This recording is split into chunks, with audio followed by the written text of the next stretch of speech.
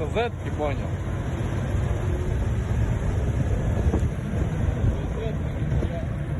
Чисто зетки, да?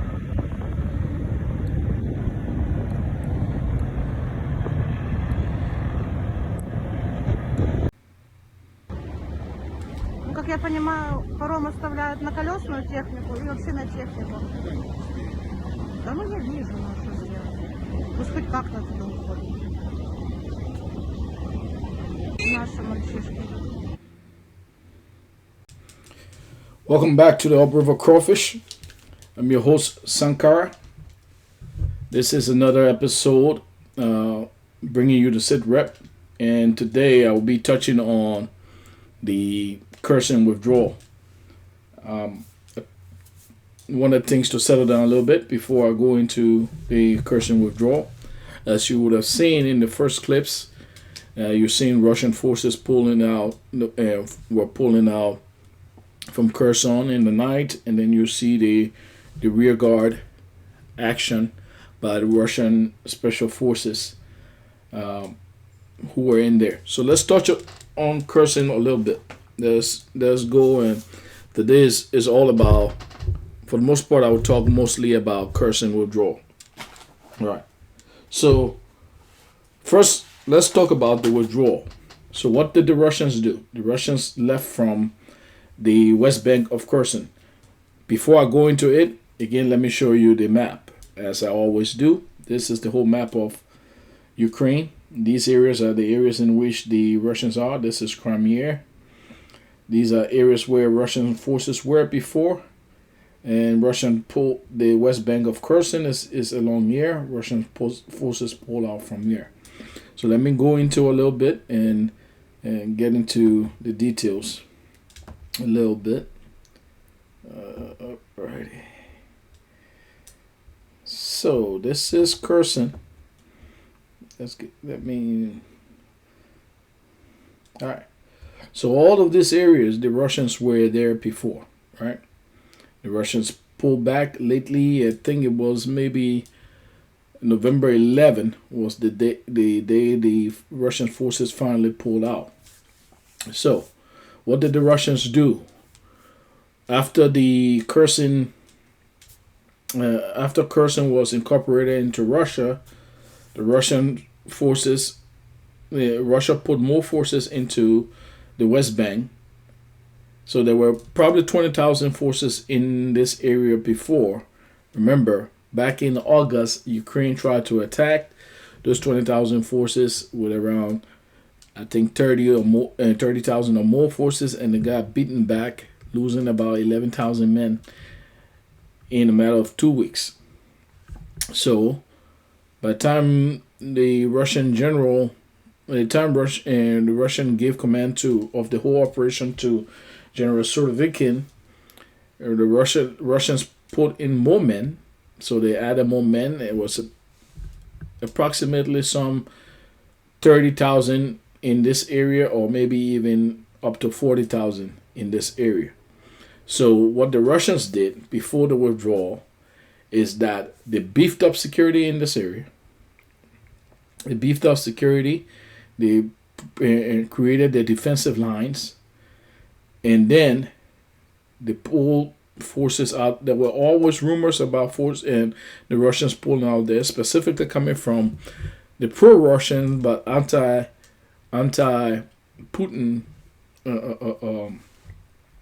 the anti-Putin side of the pro-Russians. They were pointing out for a long time, and again they were right, as in the case of Kharkov, that the Russians were pulling out of Kherson. So I think as early as maybe November 2nd or so, there were even more indications of Russian forces pulling out of Kherson. You had people refusing to take rubles in Kherson, and you had a situation with the Russian flags being removed from the administrative buildings. So those were indicators that the Russians were pulling out. It started becoming more apparent that the Russians was doing that. But the Russians this time, unlike Kharkov, where they did things secretly and pulled out. This time they removed around about 115,000 civilians from Kherson. They removed the civilians starting back as far back as October. I think, if I'm not mistaken, it was October 18. They began a general withdrawal of civilians from the West Bank of Kherson. All right. So militarily, what they did is they beef up the area first to prevent Ukrainian attacks, and Ukrainian attacks kept coming. They came in small amounts. They send usually about a couple of battalions, maybe that would say up regiment-sized elements, to attack, and oftentimes they were beaten back, losing a lot of men, and then withdraw, and then they will come back again. So that kept happening over that time. But the Russians strengthened their defenses in that area, and then once they got people out, Russian forces pull out my bet is, in this one, I'm speculating how it would have gone. They would have put out the command elements first, pull them off from this side, and then put them on the east bank, and then pull some forces there, and then the forces set up different positions for rear guard action. And how that will work is that, let's say they define a line along here as a defensive line. They will strengthen this line, pull those guys at the edge of the front, pull them behind those lines. Those guys will go back. That line that they got will be strengthened. Another line behind it, they will strengthen that. Those guys will move. So it's kind of a leapfrogging type of movement, but it will move backward. And they will do that till they get everybody out. With the last guys coming over coming out maybe right before they blow up the final bridge. So what they did is that several different bridges that were on this side, they blew them out so that the Ukrainians couldn't use them. And there were even reports that some Ukrainian forces tried to rush and try to cut off the Russians and found themselves in a minefield and lost about some 20 men. But the Russian forces pullout was pretty professional, and the execution was proper. I mean, brilliant. That's how they did it. It was done brilliant. So if you took a look at the beginning of the video, you would have seen the Russian forces pulling out in the middle of the night, and then the other video would have shown you with the special forces guys who were providing rear guard. They were pulling out on the pontoon bridges from the Kherson, right around the Antonovsky Bridge. And then once they pulled out, they were the last ones. Everyone had come out. Then they blew the bridges. So that's how the Russians pulled out. It was pretty excellent operation that they did, and pull out their forces from Kherson. Now, the Russians were not driven out militarily. In fact, the Ukrainians, having understood that the Russians were going to pull out, tried at first to take Snigorovka. So this area here, Snigorovka, they had tried to take Snigorovka at first, and the Russians just destroyed them. So they pulled back. That was 2 days before the Russians pulled out. They pulled back and they didn't go there again. The Russians pulled out. Even when the Russians left Nigorovka, it took them a couple of days before they went back into Snigorovka, because they were thinking that this was just a trap. Even the Ukrainians themselves was thinking that it was a trap, that the Russians were not going to pull out. But the Russians did pull out from Kherson. So,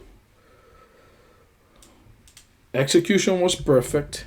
Now, let's come back to the thing. Why did they pull out? Why did it become necessary for the Russians to pull out from Kherson?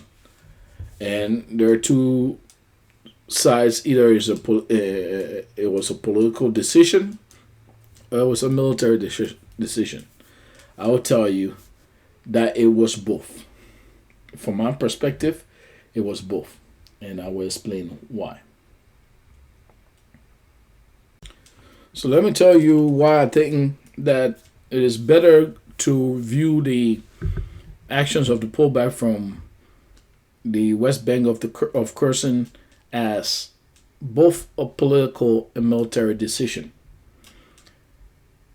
And unlike most of the guys who on the pro-Russian channels, the guys on the pro-Russian side would say that it was a military decision only, and then the guys on the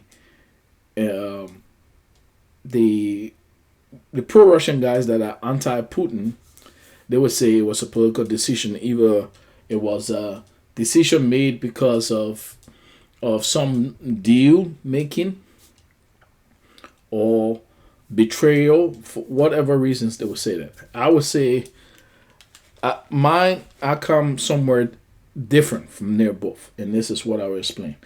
And so let's understand first. The Russians when the Russians launched this operation, they came from the south. They attacked Ukraine on several different axes. They came from Crimea, pushed over to Kherson on day one, into Kherson, and pushed as far as they went as far as Voznesensk, somewhere around here, right? And then they made another move going going towards the east, pushing and seizing Melitopol even the first day, and going into Zaporozhye, seizing Melitopol, I think by the second day or the first day, then getting to Berdyansk, and they went and took these areas because we know by the fourth day they had cut off Mariupol, right? So the intent was eventually to push to Odessa, and I think that was their intent, to eventually push to Odessa and cut and make this land bridge here to Transnistria. But this is a special military operation, so the Russian military, Russia only allocated around 200,000 troops for this operation, because remember, it's not war. Is from the Russian perspective, it's a special military operation, so they had only those amount of men going against a Ukrainian standing army. If you include the territorial guard, the original reserves of the Ukrainian army, and then the active standing forces, I would say about 600,000. So the Russians came with about some 200,000 plus, and then with the Republican units from the separatist regions. So that's the forces that they need. Now, they went all the way to Voznesensk year before, but then they had to pull back because it was thin. They had to pull the men back from those areas, and then they maintained their positions in Kherson. And they were even a little bit into the Nikolaev region. But here's the thing. If those forces are in here and they are going to attack Nikolaev, yeah, it makes sense for Russia to maintain this bridgehead on the west bank of the Dnieper River. But if you're not doing it, then those guys just sitting there, and the river then becomes a blocker for them, especially considering that the Ukrainians started to attack the Antonovsky Bridge, which was the big bridge that crossed from the east bank to the west bank over the Dnieper River. So that would be your main supply point. Now, the Ukrainians and hit that bridge and made it not feasible for you to take heavy equipment across that bridge. That would have been fine because the Russians could make pontoon bridges and be able to cross over there. But then the Ukrainians were hitting the Antonovsky, not the Antonovsky, but the Novaya Kakhovka Dam, because they wanted to blow it up. Because when they blow up that dam, if they blow up that dam as Novaya Kakhovka, This is if they blew up that day Novaya Kakhovka, that would then remove all of the pontoon bridges. It would destroy all the pontoon bridges that the Russians have. So the political decision here is that of the nature of the operation. It was a special operation. Because it was a special operation, they didn't have enough men to put in here to push towards Nikolaev. Because remember, as far as I know, and if this is true, the Ukrainian forces in Nikolaev area were around some 80,000 men. So yes, if the Russians could have amassed about 80,000 men here, yes, they could have pushed over there. Though generally the force composition for attack is supposed to be 3-1, but that would have been, as we have seen, the Ukrainians not as good. So the Russians could have gone with that amount of men and taken over Nikolaev. The problem, though, is that they did not put that much amount of men on this side, on the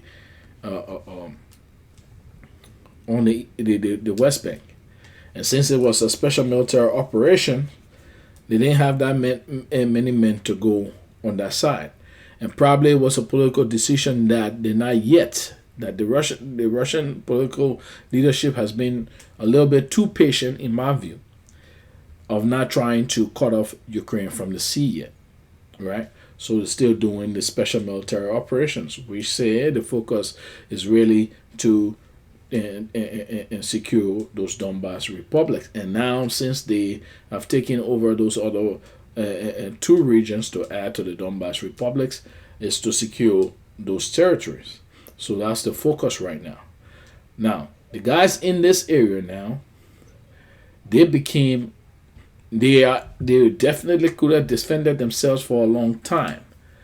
And if the threat was not the supply line threat wasn't there, they probably would have smoked any Ukrainian forces coming.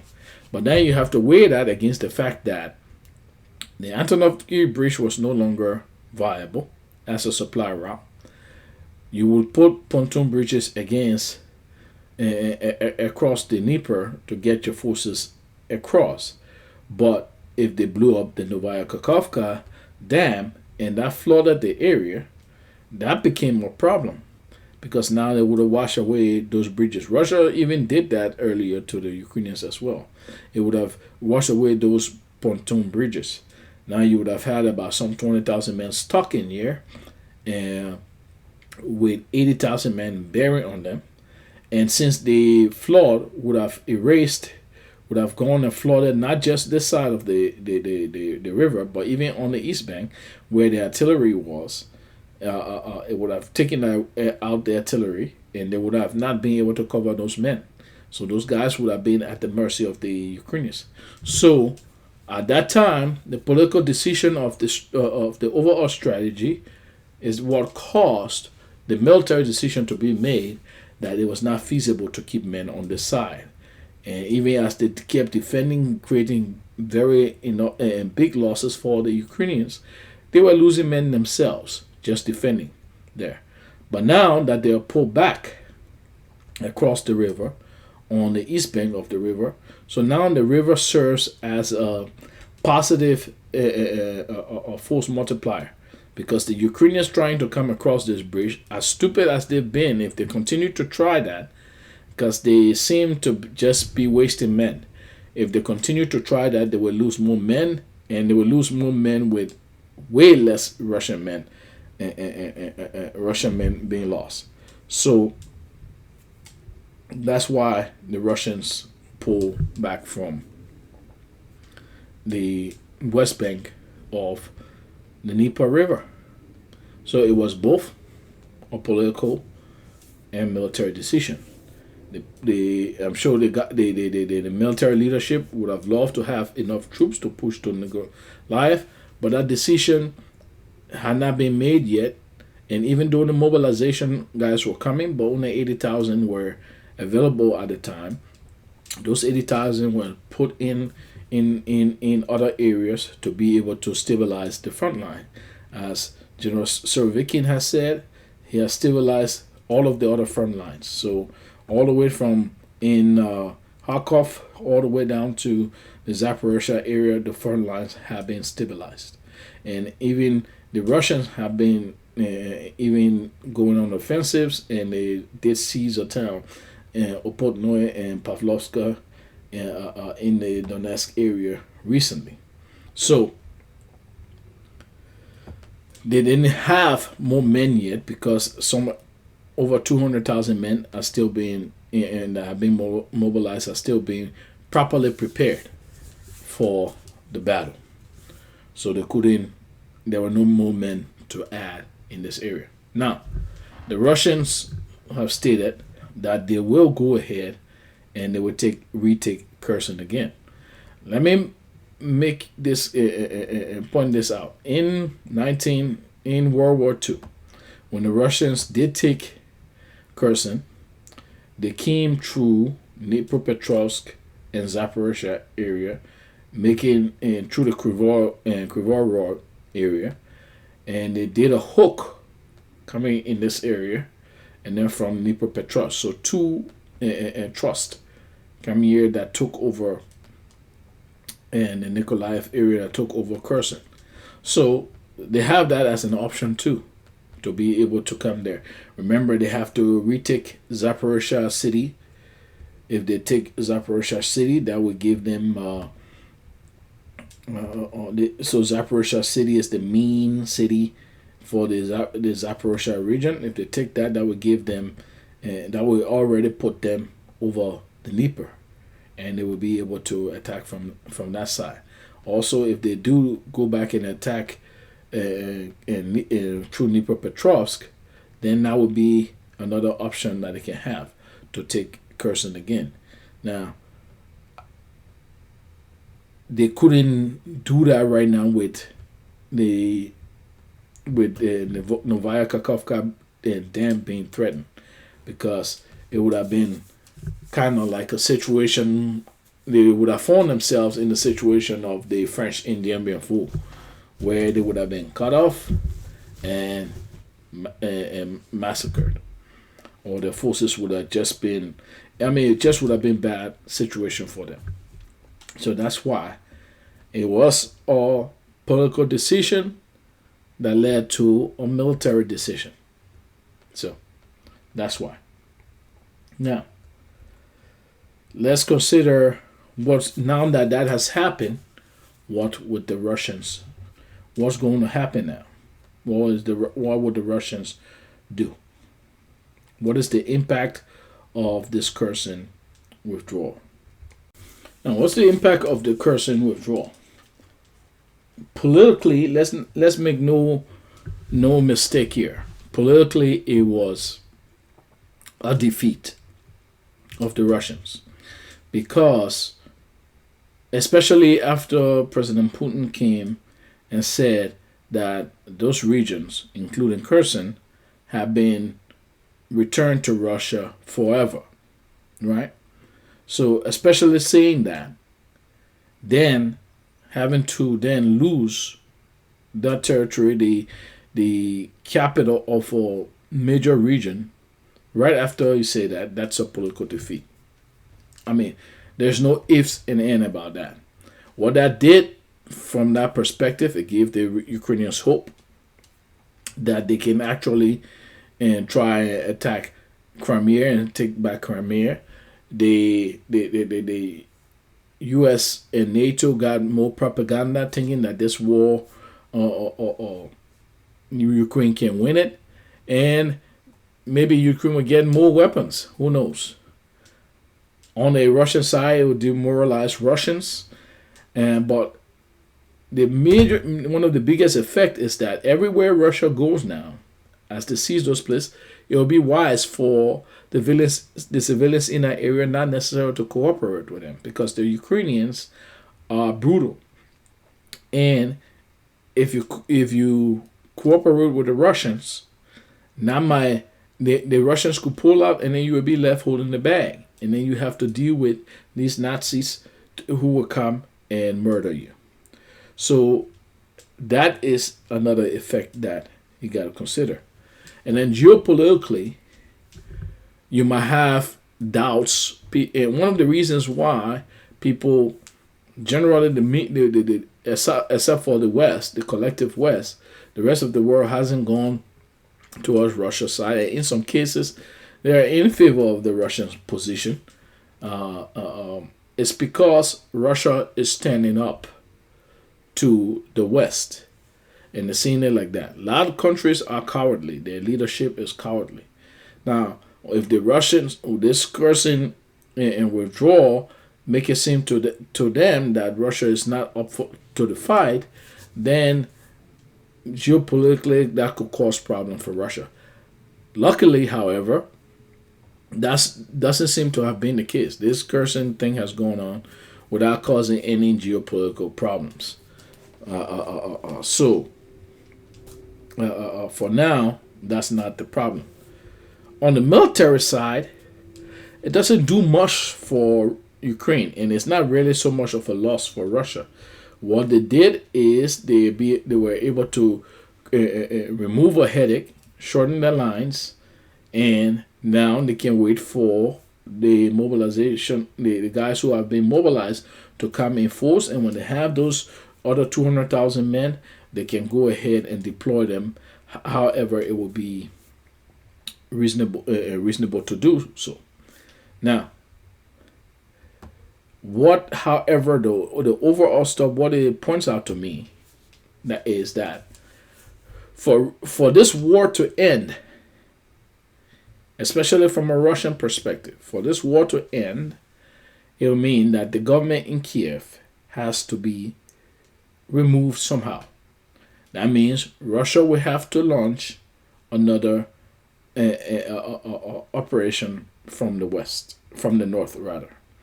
Now, because there's nothing on here that Russia can secure, and that will make this that can secure on the west bank of the Dnieper River, that will make these Nazis stop attacking.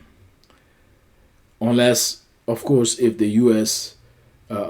Take away the money and take away the financing and stuff like that, and I don't see the U.S. doing that. The U.S. Usually doubles down on things rather than come to a senses. They double down until they lose. That's how the U.S. plays it. So there's no real area of compromise here. Russia can come here and secure this whole area, secure the whole Donbass area, secure Zaporizhia, secure Donetsk, come and secure the rest of Kherson. Everything on the east bank, the east here. There's nothing here that can make Ukraine decide that, you know what, we need to stop now. Only things that can make them stop, that could put them in a position where to stop, is at the west bank of the Dnieper River. Everything that could make them stop is on the west bank of the Dnieper River. One good thing is closing off Ukraine from the south, taking over, retaking Kherson, retaking Nikolaev, and then Odessa, cutting them, making them landlocked. That could affect them as well. Or going back into Kiev and deposing of the government, or cutting off the coming back into the north, either from Belarus or so, coming here, seizing Lusk, and going to Lvov and cutting the Ukrainians off at the Polish border. That could be another way to stop them, right? So those are other means to stop them. But if you don't do those militarily, there's nothing here that Russia can secure on the west, the east side of the Dnieper, that will make Ukraine stop. From the American side, the Americans might be able to tell Russia, they might even be able to agree to Russia that, you know what, you can cease, we can tell Ukraine to accept all of, you take over Kherson, all those regions, you take them, and let's go ahead and freeze the war and stuff like that. From an American perspective, that's still a win for America. Why? It's a win because if Ukraine does not agree to become neutral, and then you still have those rabid Nazis in the government, then Ukraine will continuously be a threat to Russia. That means this whole situation will come back again, and it might be for devastating. It might be more devastating to Russia, and that would be a military defeat of Russia, something that the U.S. might will want. The U.S. might say, okay, we can accept that you take, even if the U.S. accept that, though I think it will be a harder sell for Ukraine, but even if the U.S. accepted that Russia takes all the way to Odessa, if the threat of NATO, of Ukraine becoming a NATO member, and then still having the Nazi government in place is still on the table, is still an option for the U.S., then Russia would have been defeated strategically. No matter what, militarily they were victorious, they would have been defeated strategically. Something that the Russians know. And the Russians, as far as I know, they cannot accept. So, there's no middle ground here I see, except the U.S. just deciding that, finally, as they need to focus on China and stuff like that, maybe now it's time, this thing has ran its course, let's not push it, and then the U.S. Decides to pull the purse strings, which I don't know that they will do, or if Europe starts to come to their senses and understand that these sanctions are destroying their countries, then they can pull up. And it is at that time that the U.S. can wash their hands off Ukraine, and then the Russians can take over. But until those things happen, I don't see anything that the Russians can do on this side that will stop the war. So the Russians going to have to come back militarily, come back from the north. Don't know what they will do, but the Russians can do it. And one day, the Russians, within a 24-hour period, the Russians were already into Kiev with some 30,000 troops. And that was impressive. From the border here to Kiev is not long. Now, the Ukrainians apparently are building fortifications, tank ditches, and fences along the whole border with Belarus. That's the thing. They will make things a little harder, but they can be overcome.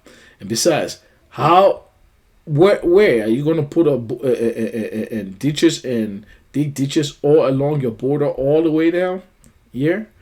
Because the Russians can, if you were able to put so much obstacle on the side, the Russians can come from here, from this side, and then and move west and seize territory going west. So it will make it tougher to come from here. It make you have to focus more defense on the side, but the Russians may have other options.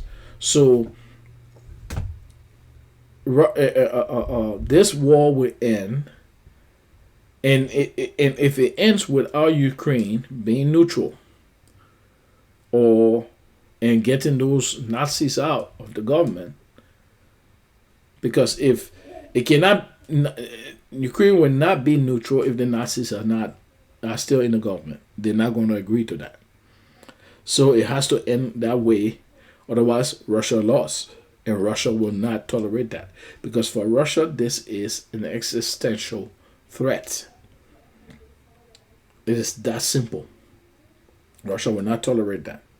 So those other 200,000 men, when they come, added to the rest of the forces, they will give Russia a better bargaining position. Now, let's take a look again at the whole strategy here. What is America's goal versus what Russia is fighting. That's some of the things that the anti-Putin, pro-Russian but anti-Putin bloggers, they don't seem to get. The thing that Putin and the Russian leadership are corrupt, and they have endearment to the West, and they want to be part of the West and stuff like that, and so they would give, they would betray Russia. I think there's some truth about them wanting to still be in cahoots with the West. I think so. Some of the actions, knowing, making it acceptable now that the West can finance people to kill as many Russians as possible, and yet still not taking too much of a hard line with the West. I mean, it can come across as being weak and wanting to be part of the West. It could actually be just the general Russians'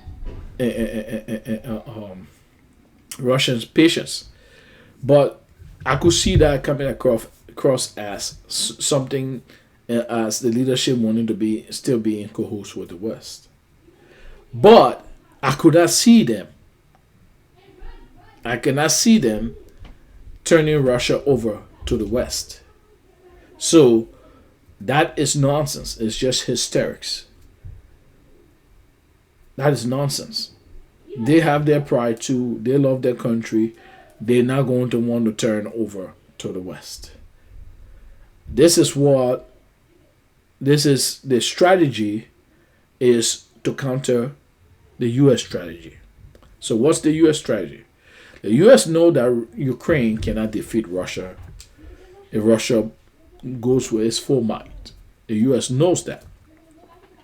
What the U.S. wants, though, is that when Russia uses its full might to crush Ukraine, now one, Russia will be bloodied on the battlefield. It will be a Pyrrhic victory because Russia will be bloodied on the battlefield, and they would have used so many resources that would have made them drain their economy to focus on defeating Ukraine. And if that's the case, and they can drag it on as long as possible for Russia to bleed militarily and then drain their resources, so that by the end of the fight, even though Ukraine is destroyed, Russia is so poor economically that it causes a problem within the country and probably a breakup.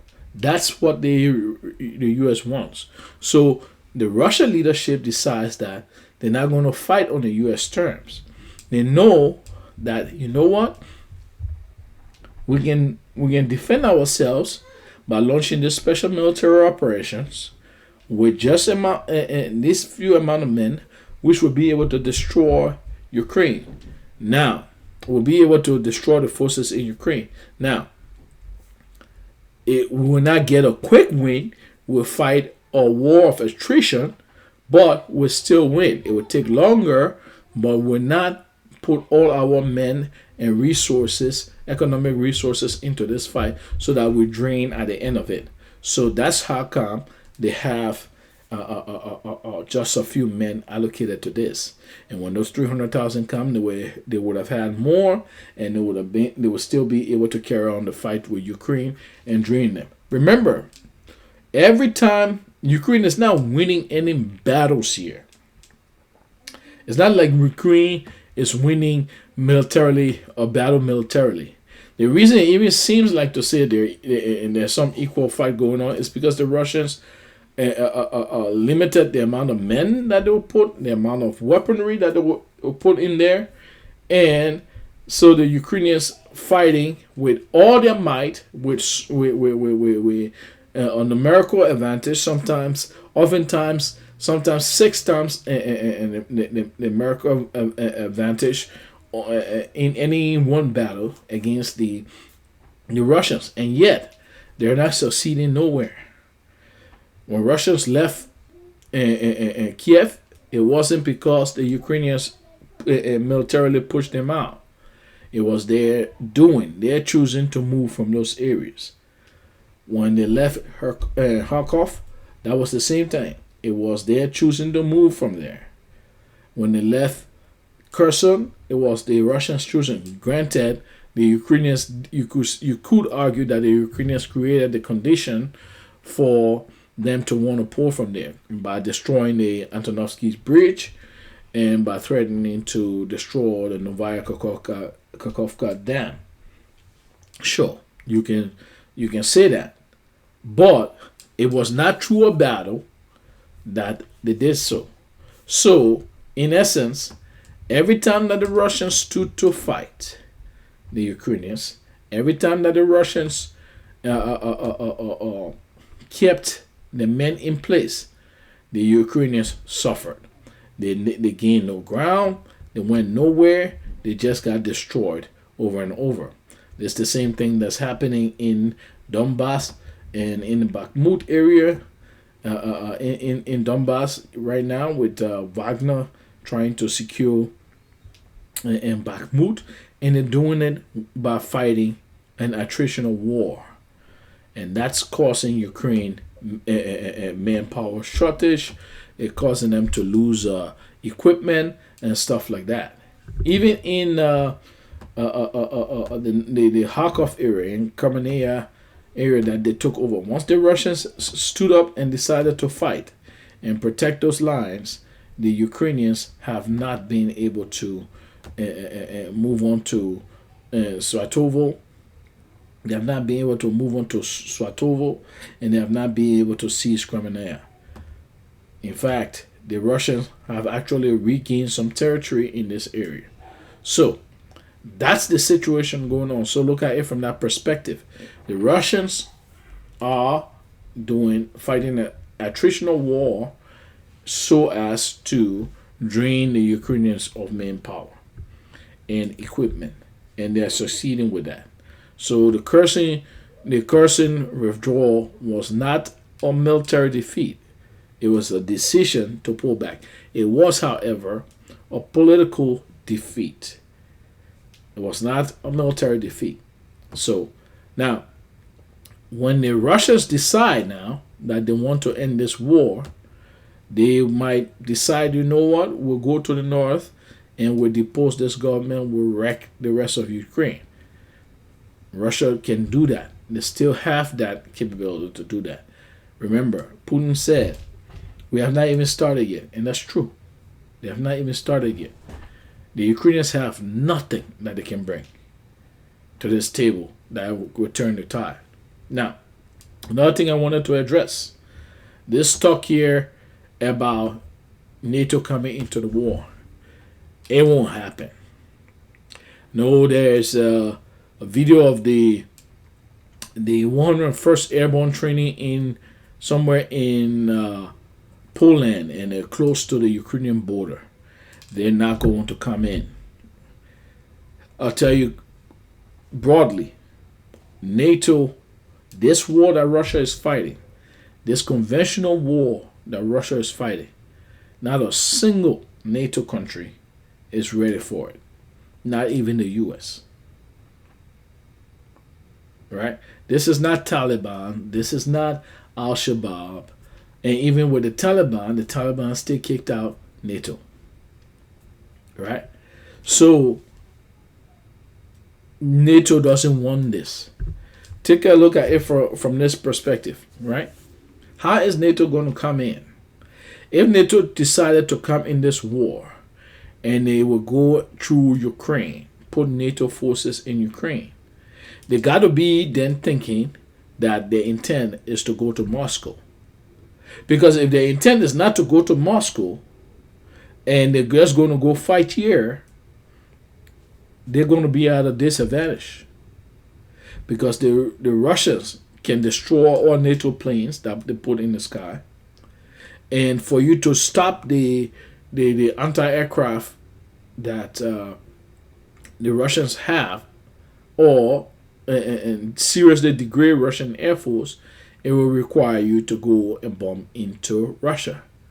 That would be starting a third world war, because Russia will first of all crush the Baltic country, go through the Suwalki and Gap, and then it will be a world war. NATO don't want that. Russia don't want that, and so your 101st Airborne. Everything they're doing, beating their chest, is just bravado, playing and playing soldiers while the Russians are actually being soldiers, right? So let's just be clear. The anti-Putin Russians, anti-Putin pro-Russians, are very alarmed of this, with NATO forces being close and thinking that Poland and those NATO forces with 4,700 Americans will come in. No, they won't. If they try to fight it only in Ukraine, they will be at a disadvantage because Russia have anti-aircraft that would destroy the planes, so they have to fight without planes. And if they have to fight without planes, they'll be at a disadvantage for which the Russians can just destroy them.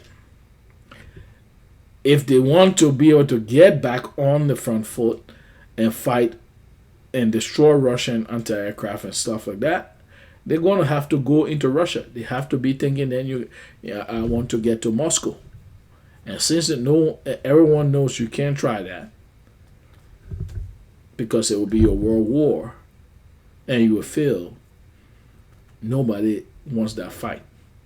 That's why when you see Zelensky with his nonsense, and when the rocket dropped into Poland, and he was doing that nonsense, that's why you saw the U.S. government heavily rebuked him. They didn't take his side. I bet Poland and Ukraine was thinking, oh, maybe if we amp the situation on, maybe then NATO would threaten, or NATO will come in and stuff like that to escalate. I promise you, NATO will not escalate because they can't.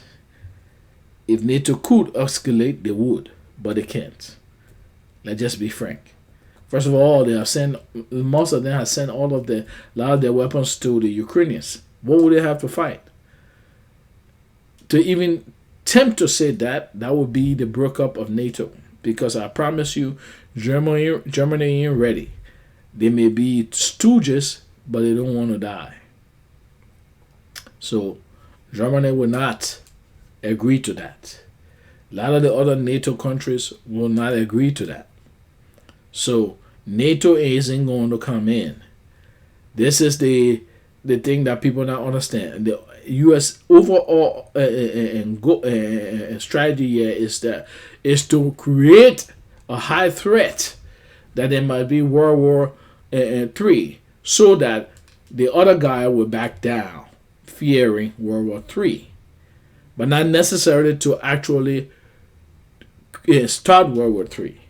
Now, it's dangerous, but that's not what they want to go, because World War III means pretty much the end of the world, because it's going to be an exchange of nuclear weapons. As the Russians say, if the state is threatened, that's when they will use nuclear weapons. Russia no longer wants a Western army into its country. That nonsense that happened in World War II or with Napoleon, that's not happening again. So, NATO can only do so much. So that's part of the reason why the Russians are a little bit more patient too. It's annoying, it's frustrating, especially when you hear all the nonsense that comes out of the Ukrainian mouths and you hear these neo-Nazis. It is definitely annoying. And sometimes you get mad with Putin for being too restrained. But that's just the truth. It's not going. NATO not stupid to go that far. And Russia knows the limitation of NATO. And so that's why they're going to use a war of attrition to degrade Ukraine. Remember, A war is also about economics. Ukraine is losing economically. Right now, they are only held up by the US and the EU. For how long the US is going to continue to keep this up? Well, the Russians think, okay, these guys may be able to keep it up for a long time, but we can keep up this stage too. And remember, as the Russians doing this, with just these few men, they are rotating their forces in there. So their forces are getting real world training. Not that play that not playing soldier boy in Poland like the US 101st Airborne Division is doing. No, they are being soldiers. They are not playing soldiers. They are being soldiers. So that's the situation there. Now, I will go ahead and stop here and then go to the tail of the telegram. Right. This video shows the heart of the Russian soldier. Right. This is a video of a Russian soldier who was wounded, and the Ukrainians were dropping bombs, grenades on him from a quadrocopter, and see how he fought, and he survived. So the bomb goes and to his back. He threw it away, got up, and kept running. Another one come, he picks that up, and he throws it, and it explodes. All right. And it kept dropping more, but his will to survive, he will not allow himself to be killed. He said, I will not die today. So here is that soldier who survived, that they were throwing the grenades out, the wounded soldier. Подлетела птичка. Первую гранату, вох скинула, меня законтачила. Вырубился чуть-чуть, немножко отполз. И он начал подлетать постоянно, скидывал, так штук 8 покидал. Из этих 8, штуки 3 рядом, каждый раз взрывались. И штуки 4 сбрасывал на меня. Я брал их и откидывал. Молодец. А граната потом когда крайний раз, уже почти возле ствола, упала, я взял, откидываю, и она возле ног взорвала. То думал, уже все. Если прилетит, то опять будет гранатами. Уже поднялся и пошел. It's a brave man, tough man. Еле дошел. Injured, he did not despair. Decided to fight. Ладно, дружище, давай, поправляйся. Impressive. Ты молодец. This is the a video of some of the mobilized guys training and getting ready for the war. So you're seeing this infantry guys training, getting ready for the war.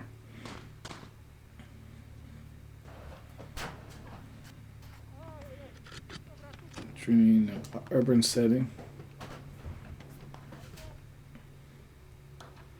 So these guys are getting ready, and they will be deployed for combat.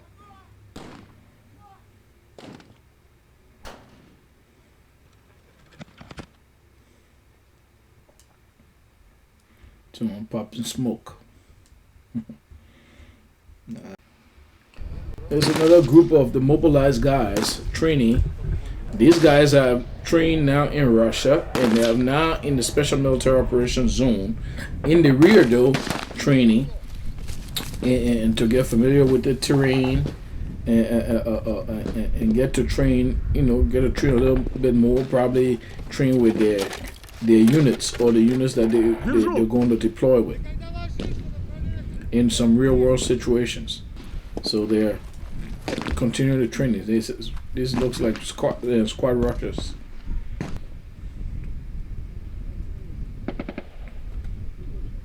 Выстрел! So I like how the Russians are not just sending these guys, just taking manpower and sending them to the front to die.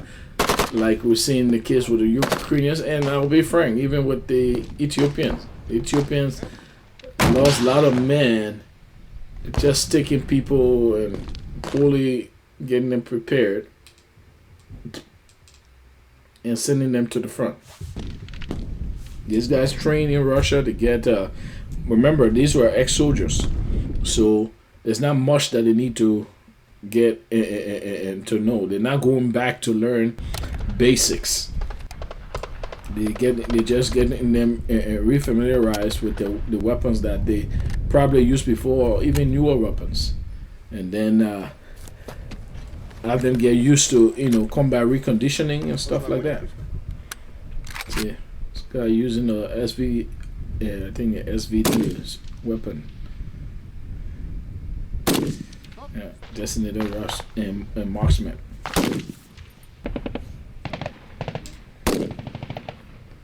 So, and these guys will soon be ready to go to war. There's mobilized troops also training with tanks. So the infantry is training, but some guys are tankers.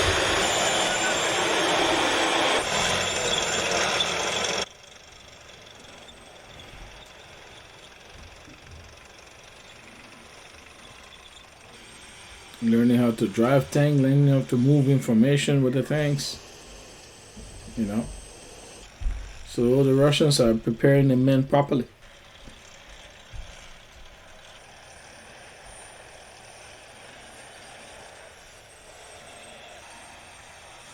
These are not just bodies. These are trained guys.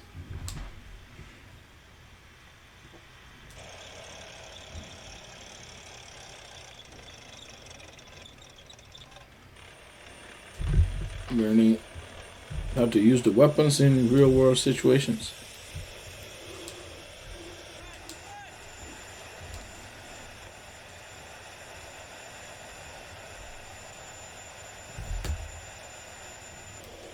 Good stuff. This is the Ukrainians when they got into Kherson. They're carrying on what you call filtration methods. So they taking people who they accuse of being collaborators with the Russians. And so they were taking a young man, and the people are trying to tell him that he's young or something like that.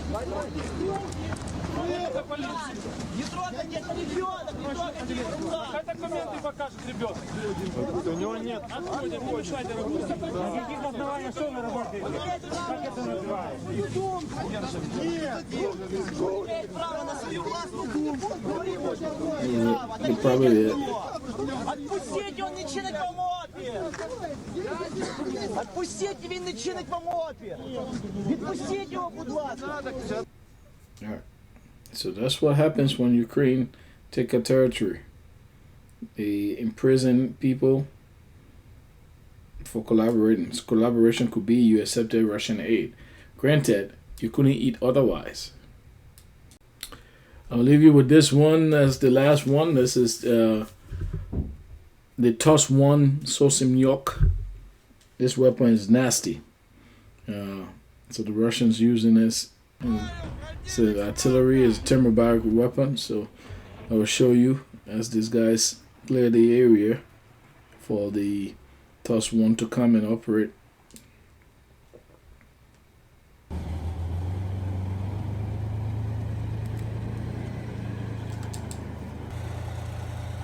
There you go. So TOS-1 setting up. This thing delivers hellfire. Make sure to subscribe, like, and share if you like the content. Thank you. Sankara out.